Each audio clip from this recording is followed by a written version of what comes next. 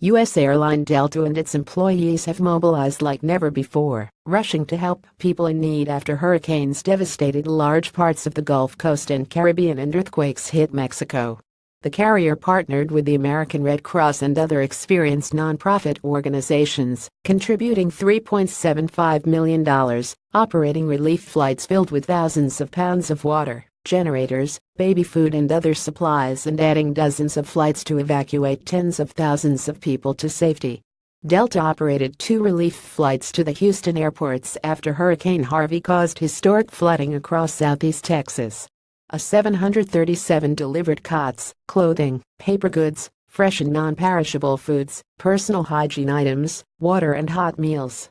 Delta added dozens of flights, an upsized aircraft to Florida and the Caribbean, as large as the Boeing 747, mostly reserved for international routes, to help evacuate thousands of people before Hurricane Irma hit, in all adding more than 12,000 seats in the days before Irma hit.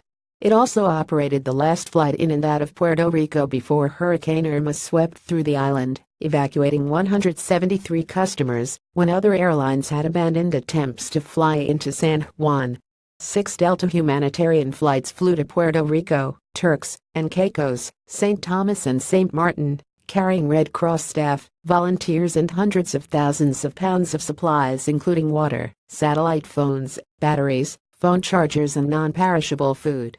As recently as Tuesday, 27 September, Delta operated 3 flights containing 33,000 pounds of water, generators, blood, food and other supplies to help people stuck at the San Juan airport and elsewhere in Puerto Rico. Delta's cargo team is also coordinating delivery of supplies to Puerto Rico donated by Delta business partners. Of the many employees who undertook humanitarian efforts as part of outside charities or the U.S. military, Delta singled out Ashley Ivory for her work providing security and assisting law enforcement in Orlando as a member of the Georgia Army National Guard after Irma struck Florida. It's a humbling experience to serve my country and our people in times of need, all the while upholding Delta's values of servant leadership and integrity both within and outside of the workplace, Ivory said. And after Harvey swamped Houston, pilot Scott Tobias traveled from his Cincinnati home to Houston with a disaster aid group, helping to rescue residents of a retirement home.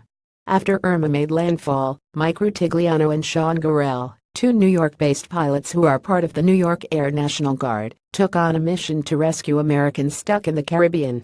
Delta's chief executive officer, Ed Bastian, said Delta's commitment to the people of these communities and our employees' deeply ingrained culture of service means we will work in every way possible to address the humanitarian needs. The people suffering from these terrible disasters are our neighbors, friends, and family. We are grateful to have the ability to join in helping to serve the people in need in this time of crisis.